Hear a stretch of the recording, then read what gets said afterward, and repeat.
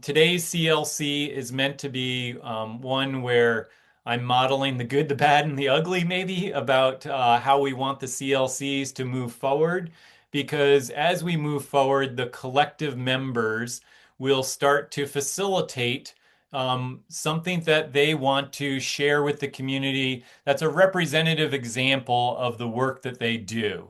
So it's an opportunity for people to learn from them and for us to be able to record a little bit of snippets that we can use to start promoting and marketing the CLC or the collective members as we move forward. So I'm going to do some things that are Joel's way, and everyone should make it their own when they facilitate something too.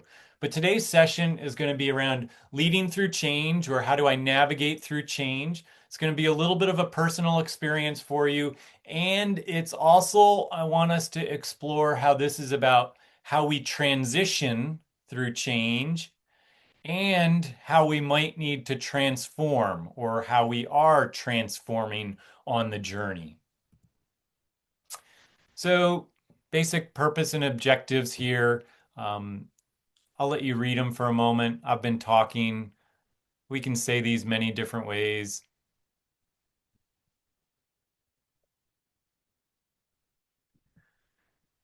And, creating some intentions just about being here. This is you time.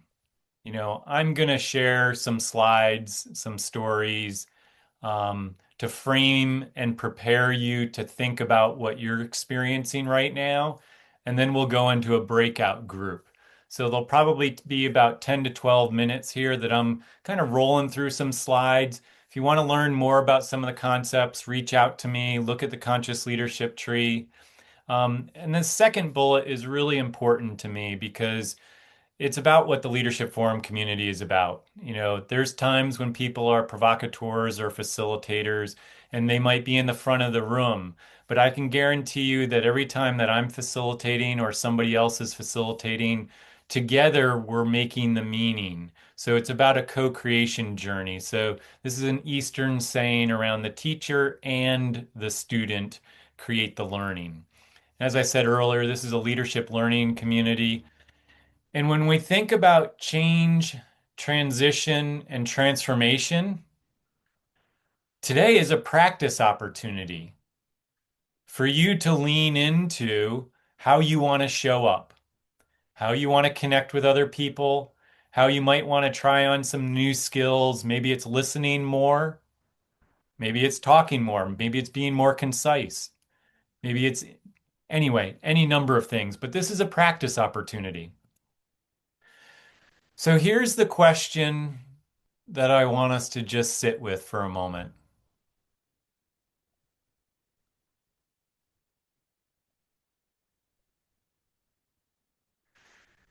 And maybe even write this question down, put it on the side as we go through today, and kind of let yourself fold into it a little bit more.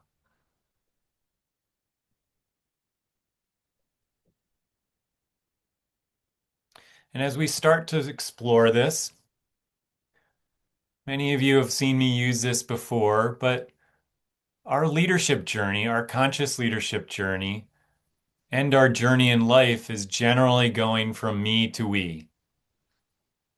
It's going from my views, my values, my way, and at some point probably realizing that that's not always helping me to connect or accomplish work with other people. Because fundamentally, yes, we need to lead ourselves, but ultimately we need to be able to move towards leading with other people. And so we go through life learning, maturing, and growing. And it's not this red line, it's actually this squiggly, twisty, turny one. And you could probably actually say that that's not well represented because it's a process of learning and unlearning where we might double back and or have fallback throughout our journey. So there's many ways to describe this leadership journey that we're on, and it's one of conscious leadership. It's being more self-aware. It's being more other aware. It's being more context aware, more project aware, preferences aware. All of these things help us expand and widen our lens, helps us see, sense, and understand the broader world in which we're in. And hopefully, we're doing this collaboratively with others, right? Leading with others so that we expand our understanding there. And then, if we're working with people, how do we clarify our intentions? What are the values, the beliefs? What are the steps we want to take to achieve results together? The plan, the structure. How do we have dialogue and clarify our intentions so that we can then move to taking responsible action? We can really get out there and do more and be more, create meaningful change, advance a project. So it's a conscious leadership journey. And on this journey, right, I mentioned transformation. We might be changing. We might be growing as we hear, experience, and learn from others. My quick story here is when I reflect back on 10 years ago, I think about how I very much was in one of the earlier transformations of leadership. So I was kind of in this one in the middle, being an achiever and even an expert a little bit.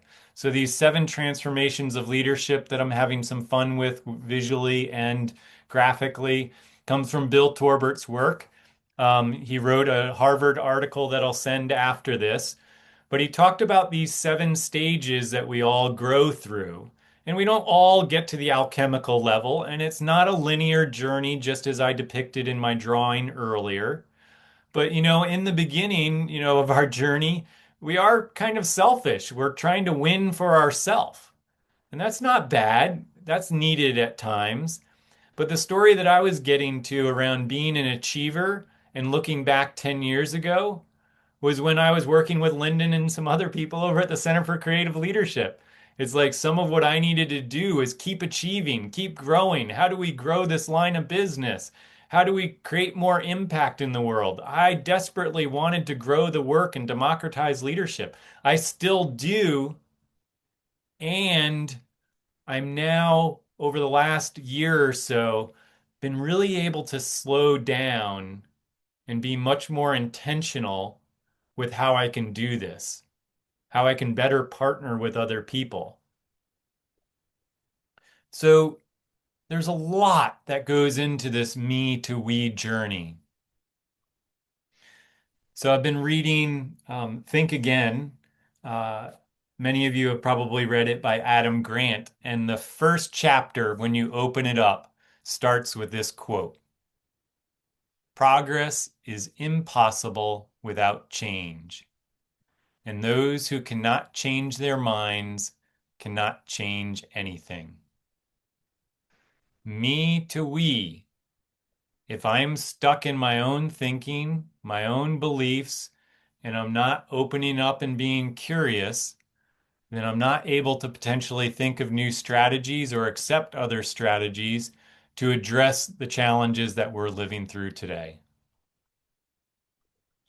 The thinking that got us into this is not going to be the thinking that got us out of this. It's about and. We talk a lot about polarity management, and there's good sides to both sides, there's good to both. It's not an either or journey. It's not my way or your way. It's, how do we fold these things together? It's not about centralized or decentralized. So out there in chat, just let's have some fun. What are all of the changes you are experiencing right now? I would love to see some of those things that you are experiencing and challenged by.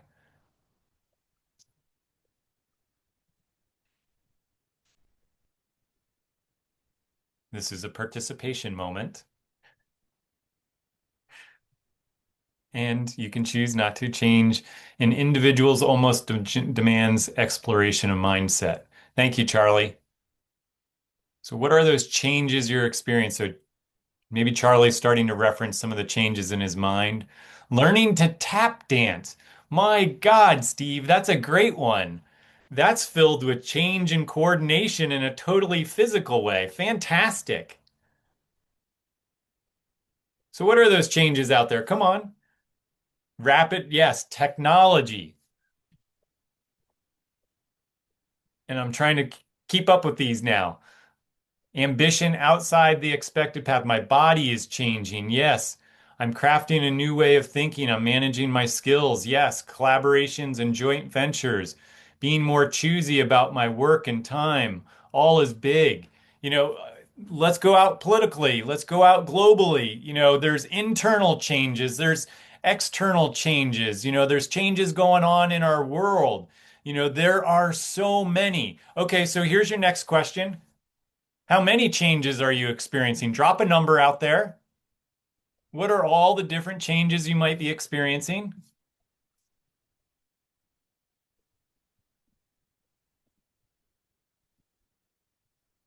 No more than I have digits. Yes, absolutely. So I think, years ago we used to, yeah, six or more, Stella. Well said.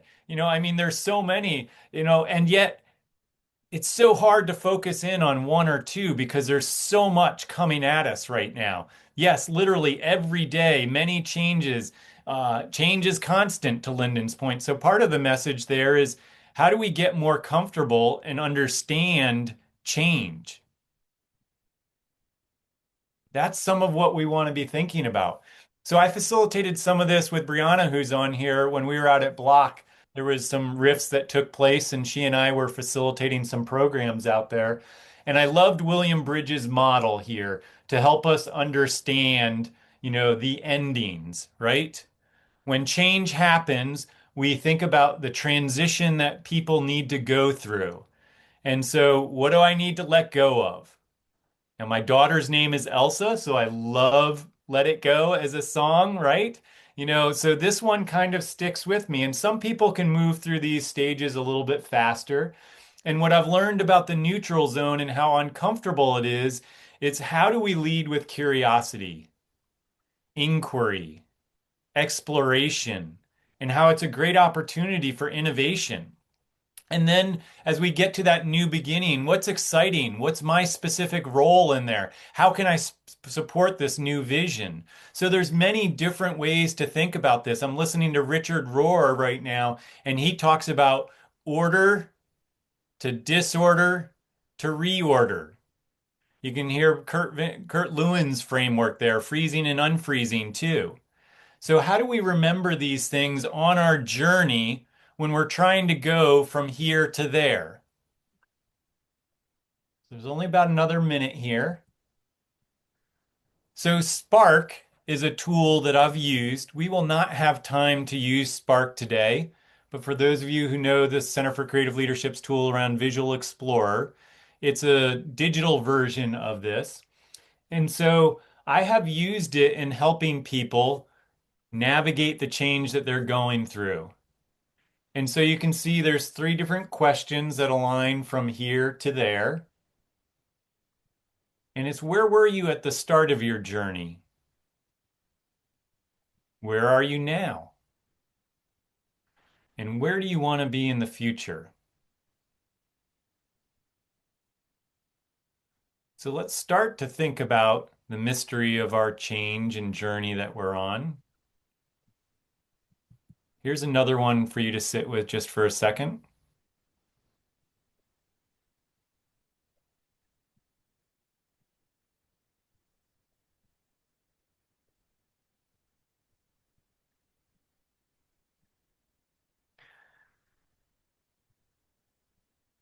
I'm going to give you another 30 seconds here,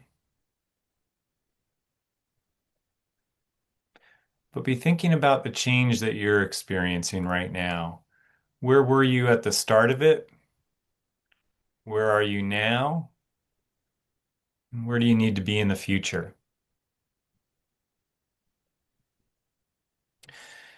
And so you're going to go into a breakout group now.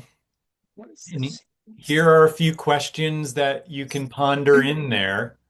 But if you stray from these questions, that's okay. But I want everyone to be able to share about their from here to there journey on the change that they're experiencing right now. So, where are you on this transition? Where are you in your transforming? What might you need to let go of to better understand, to lead more effectively with others? All right. So, final question out here. There's three of them. And this you can drop out there in chat if you're able to. What is your power word or phrase that will help you in becoming a more conscious leader? So, thinking about the changes, all that you have going on in your world, what's your power word? Paul, what's your power song? I want to let you put the song out there. Maybe that inspires you because that inspires me too. So curious what that power word, song, or phrase or quote is that, helps you. Real, Robin, that's great. Steve, be patient. Yeah. Intentionality is my word for 2026. Great one, Doreen. Awareness and intent must be driven by action and impact. Yes. Peace, keep moving. Stepping into the void, Lyndon. Yeah, these are all really great. Joy. Mine continue to be for this year, it's kind of half hyphenated action inquiry or a little bit of curiosity and questions is what I'm leaning into. These are all wonderful. And just to round out our time here, um, I also heard a few profound things from, some people that I've known for a long time. I remember somebody using the word of, entitlement and how entitled do you feel? And I'm like, wow, that is something I really need to process. And today, that same person was struggling with complacency, the complacency that sometimes exists out there for people that, are not feeling safe in our country right now. And so, I know I'm walking away today with, some of those lessons, and we'll be reaching out to think about how I can help and support, um, them and, other friends too. So thank you for that. And as we end, I couldn't help but to Oh, include a comment here from somebody that led the Leadership Forum community forever. Number of decades, he was a part of it. And so this image is from somebody in the community that created it. And I loved it when she presented a few years ago. And then Mark Johnson, who's always been somebody near and dear, um, wrote this at really kind of the end of his life. And he passed it on to somebody else. But let's not get hung up in the good person, putting value judgment. But I love what he's meaning here is the good person is one who has undergone a kind of death of self and who lives a life transformed by entering imaginatively into the lives of others, anticipating their needs and their interests. The hardest journey for us in life is going from me to we. There is so much that prevents us, and it's a conscious leadership journey. And so, how do we continue to learn, grow, and change as we move forward?